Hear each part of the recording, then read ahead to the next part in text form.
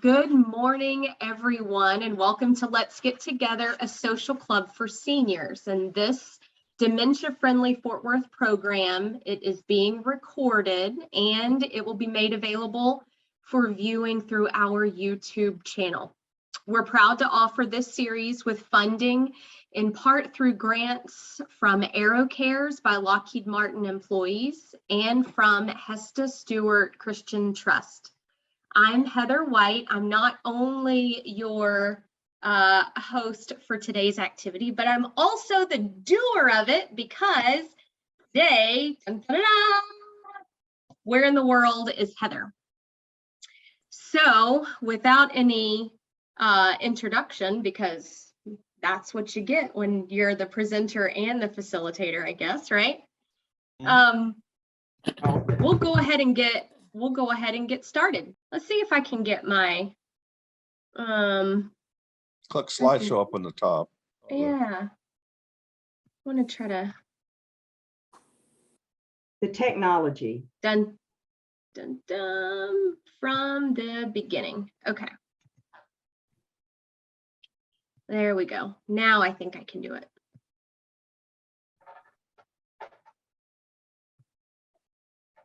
Can everyone see this now? Yes. Best. Yeah. Yes. Okay, cool. Sounds good. Well, where in the world is Heather?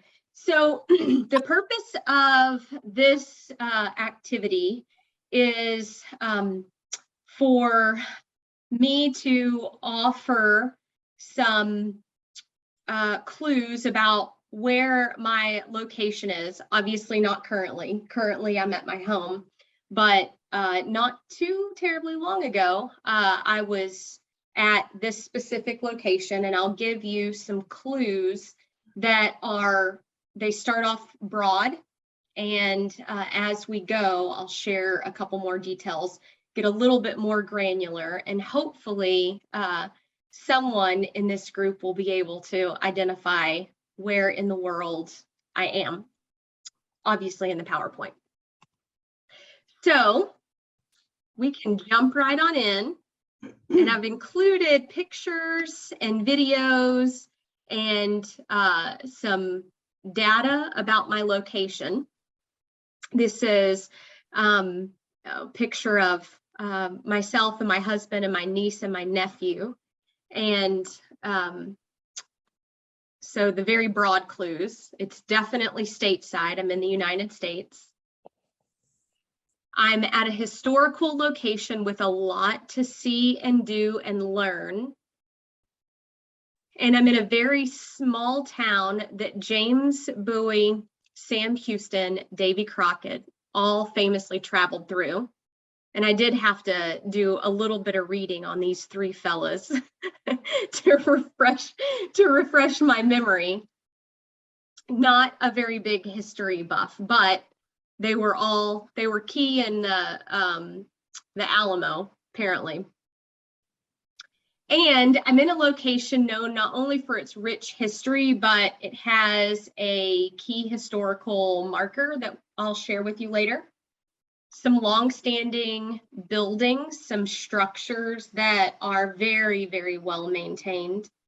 It's known for having a group of people who do a lot of Civil War reenactments. They have Christmas themed events, a lot of educational opportunities in each of the structures. And it's known for the state's largest magnolia tree. And I have a picture of each of these. Any thoughts or clues that stick out to you? It's in Small Tennessee. Tennessee or Kentucky. Tennessee or Kentucky, okay. Any other guesses? You said small town, so it's not San Antonio. Not San Antonio. So, well, if it's Texas's largest tree, magnolia tree, then it doesn't say Texas. It doesn't say it Texas. No. Well, yeah, there went my brain. Okay, so I'm in Arkansas. Ooh. Still a southern state, but I'm in Arkansas. This giant magnolia tree, it was planted in 1839, and it is huge. I don't know if you can see from the pictures, but the top left is a picture of my husband and me in front of the tree, the base of the tree. And it looks like there are no branches around us because the branches span out so far. The picture at the bottom is the whole tree. So if you stand back and look at the picture of the tree in its entirety, you don't even see the trunk of it. All you see is the branches that just, I mean, it's this canopy of branches, and they all the way around 360 degrees, they touch the ground and then they swoop right back up. It's just the coolest. Mm. I bet that smells good when the Oh. magnolias bloom. I actually didn't get, I didn't notice the smell whenever I was there, but we were there around Christmas time, or it was just a little after, and they still had a lot of Christmas celebrations going. And they had a lot of hot chocolate and apple cider, and they had some candles, like candle making shops. And so the smell of cinnamon and mocha was in the air. I didn't smell the tree. So I'm sorry, did you say this was in Texarkana? No, it's in Arkansas, but it's Okay. It's probably about an hour and a half from Texarkana. Okay. And in this specific location where I'm at, from 1863 to 1865, this specific area, it served as the Confederate capital of Arkansas. And a courthouse was built there in 1874, and that now serves as the visitor center for a park. So another clue is it's a state park in Arkansas. Any other clues that stand out to you?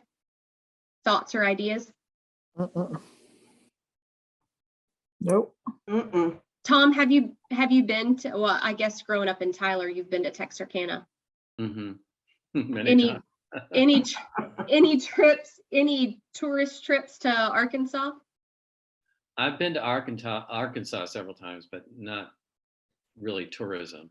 Yeah. I work for a company, and I had to go give employee benefit presentations, and I was in Arkansas a couple times. Oh, really? Traveler. Yeah. You traveled a lot. Yeah. When I worked, I traveled a lot, and yeah, I've traveled a lot just all the time, it seems like. Just in general.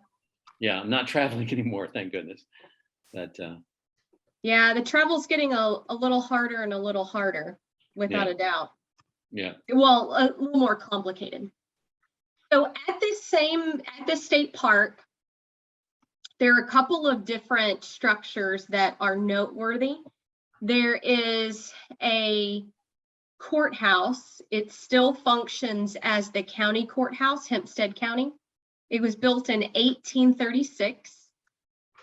There's another courthouse. Well, let me back up. The courthouse built in 1836 in the top left of the screen. This actually now serves as a location where classes from all around the state of Arkansas will come and have, they'll have classes and picnics and like a field trip, and they'll gather in this little area. The courthouse in the center of the screen, built in 1874. This is still a functioning courthouse. Wow. This, there is a cotton gin that is, it functions, all of these structures function minimally just to be of an educational type source, but the Goodlet cotton gin is still really, really well maintained. So that's a structure on the state park. There's a smokehouse, and there's also a weapons museum. And this weapons museum has displays of not only firearms, but also a ton of different types of knives, Bowie knives, and a couple of other pieces that were actually made on site there. And this smokehouse, this is the one thing that, talk about smells, Martha. This is the one thing that the smells actually, they still resonate. You can still smell the smokiness of, everything that was being prepared there. My grandmother had one in her backyard, and it was always magic to me. Yeah. Yeah. What all meats did she prepare and cure there? Everything from chickens to cows. It was all stuff that she had on her property that they raised. Yes. Steve, I see you nodding. Are you familiar?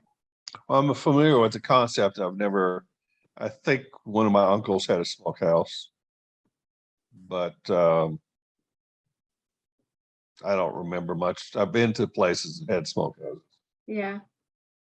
And I do remember smells. It lingers. Yes. It lingers for sure. For a long time, even if you take a shower. Yeah. Gets in your hair and everything, yeah. I've been to I think one of the historical forts that has a smokehouse, and you still smell it. Mm-hmm. As you walk by, you still smell that smoke smell. Isn't it not only used to cook different meats, but it's a way of preserving it, like Yes. dehydrating it, and Yes. yeah. Mhm. Let's see. So a couple more structures on the property. There is a tavern, which when we went for the tour, there was a group of individuals who were reenacting a local dance, and they had children, like young children, that would join in, and it was almost like a line dance where you would have men line up on one side and women line up on the other side. And there were a couple of people who were playing instruments that were creating the music. But there was an actual dance where a man and a woman standing across from each other would dance, but they would follow the instructions of the person who was leading the dance. So they would say, to, grab with the right arm and then do the left kick and the so-and-so. And every single person in line would follow the instruction of the person who was leading it. And the whole line of men on one side and women on the other side, they would interact in a way that they would work their way down the line and then have to go to the outside of the room and then go back in line and then work their way down the line again. So it was like a constant figure eight, the whole dance. Everyone was working the room in a strategic way. It was kind of a cool way of doing it. I don't know if there's a term for that type of dancing, but it was a period specific type of dance in this tavern. There's a candle shop, and they have, I don't know if you can see in the screen on the right, but they had the candles that were dipped, and they were still hanging for people to come and grab one and then dip it into different colored wax. There's a print museum where they had the traditional printing machines, and they would have tiles where you could lay over whatever the paper is, if it's some sort of a linen paper, and children can actually come in with their classes and pick out which tiles and design their paper and then lay it over and use the printing machine to make whatever printing they're wanting to do. And then there's a blacksmith shop, and that's where the majority of the knives were made for that museum. So a couple of different things that I did while I was at this state park. There's a candle shop.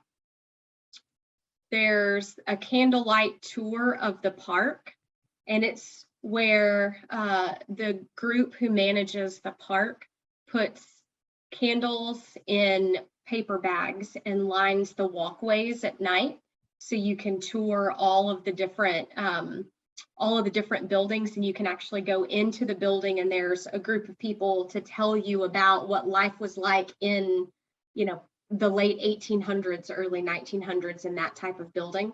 And then you just follow the candlelight tour down to the next structure, and then you go to the tavern, and then you go to the gym, and you go to the church, and you go to the museum.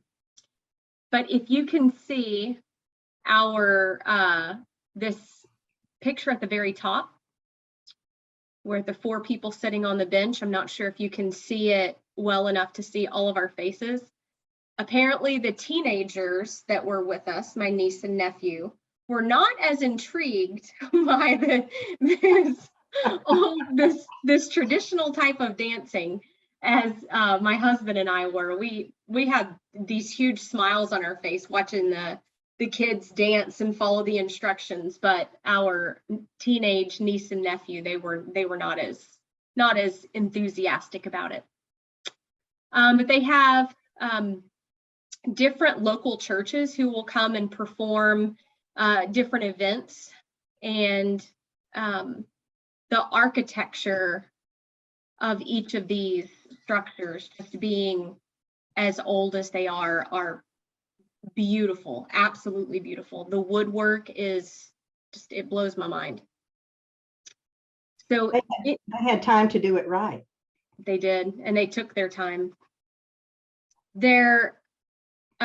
So State Park in Arkansas, known for a lot of its well-maintained structures, about an hour and a half from Texarkana.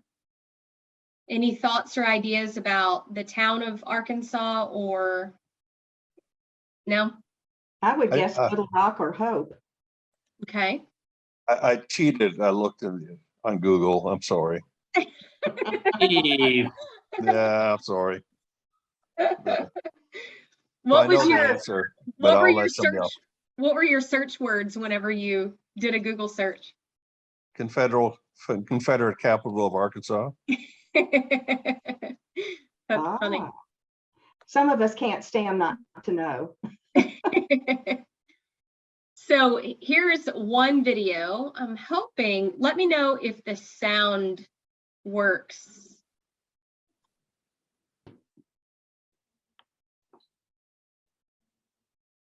Nope. No. No sound. Let me see if I can. Go stop share and share screen with sound. Okay. Let's try it again. Little technology here. It is, I know, that one box you forget to check. So whenever we went into the candle shop, there was a line kind of forming where everyone would just come in, you grab a paper bag and you grab a candle, and you can dip your own candle and kind of leave with this free little tidbit that just reminder that you were there. So my niece and I ended up going in and dipping the candles in the wax. And I remember it not being as warm as I thought it was going to be. Have you guys ever done that, gone to a place where you like dip the candles and no? No. I've made candles, but I poured them. I didn't dip them, so I don't know. Yeah, for some reason, I was picturing in my head this like bubbling concoction that you just kind of dip the candle in, and it just kind of melts the wax that is the candle, and then it kind of drips down, and then that's how you get the shape. And then you kind of force it down onto the bottom so that the bottom is flat and it stands up tall on a candlestick. But this wasn't. This was very, all of the candles were a very unique shape. It's just like the more you dip it, the more it kind of forms on its own. But it wasn't as hot and bubbly and not kid-friendly as I thought it was going to be. So it was kind of neat. But they had a couple of different colors. So here's one. You just throwing sacks over here. I was doing great. Now we hear it. Good. Earlier they were all stuck together. I kept ripping them. I was like, oh, I don't have any sacks left.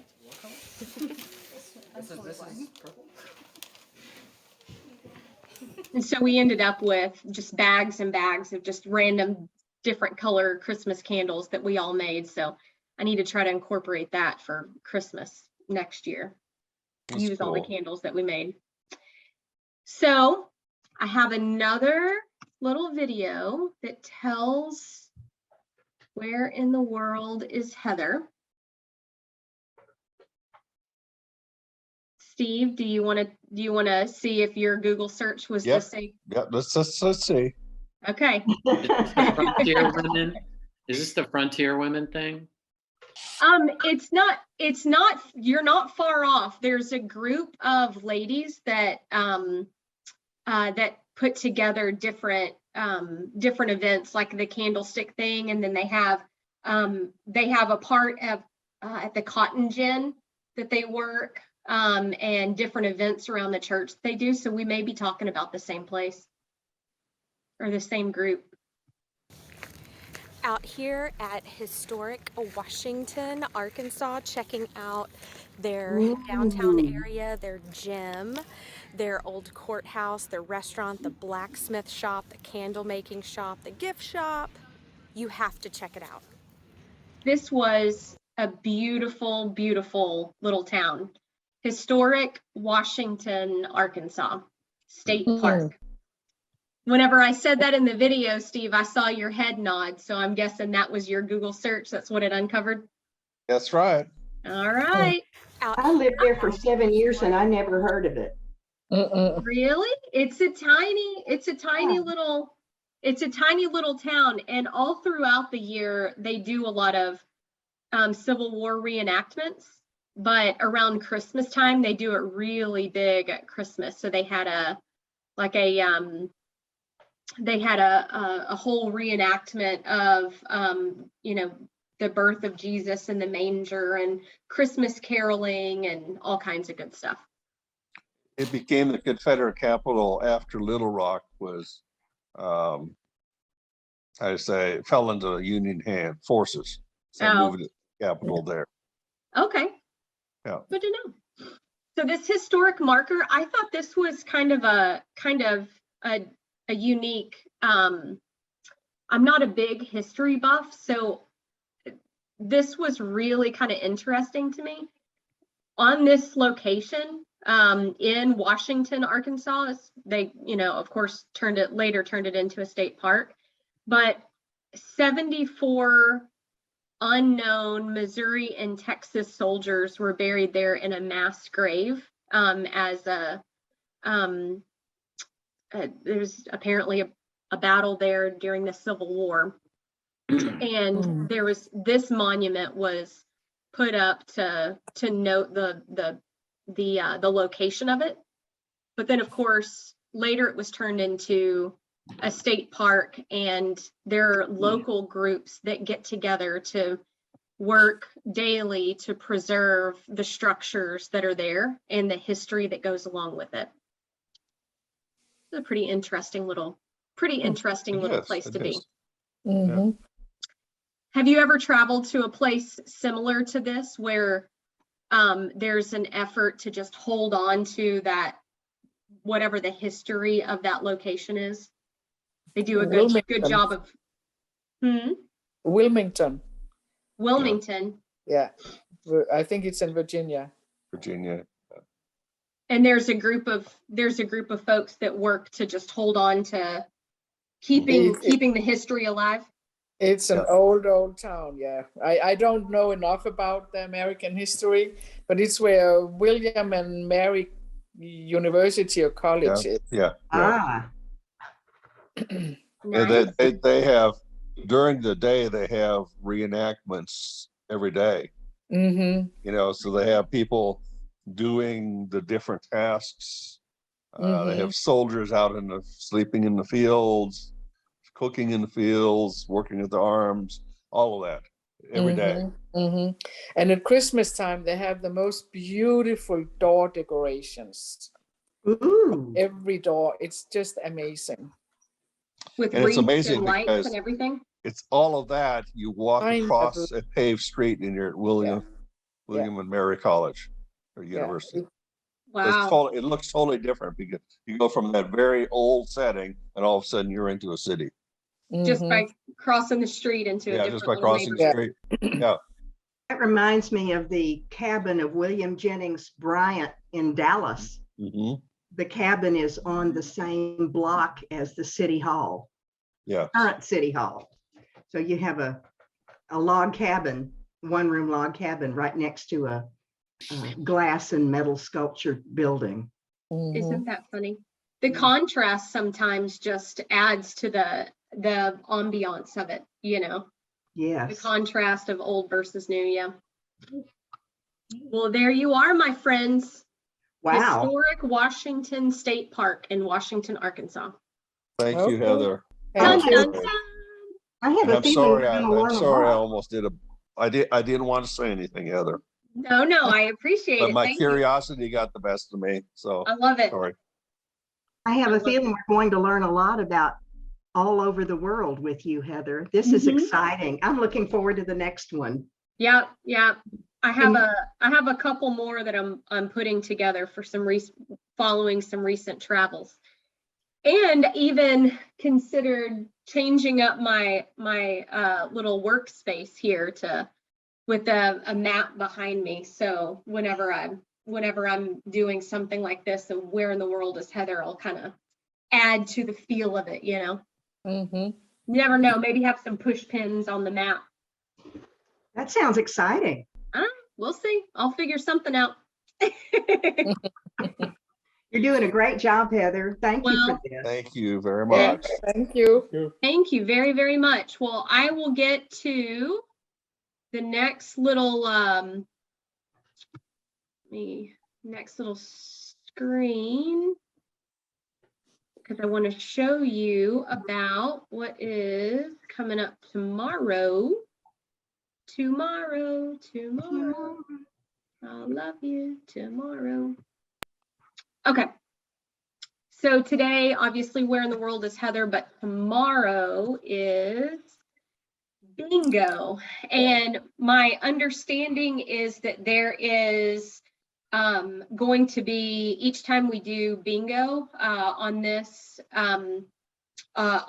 program, it will be Baylor bingo. It'll be a Baylor student leading bingo. So any Baylor fans or Baylor? Bears, undergrad. Oh, nice. Good. Yeah. On the Let's Get Together bingo, it's Baylor bingo, and I think the other programs, it's a TCU student, right? Right. Yes. We just won't introduce the two. I think they're rivals. So you'll have your own prize at the end of the month. That's true. Yeah. That's true. Awesome. So Okay. I'm learning it won't be cumulative. That's wonderful. Good. Yes. Good. Thank All right. you, Heather. Absolutely. Well, I appreciate you guys. Thank you. And we will see you tomorrow. Thank you, Heather. Yes, All right, Yeah. thank Thank you. you. Bye.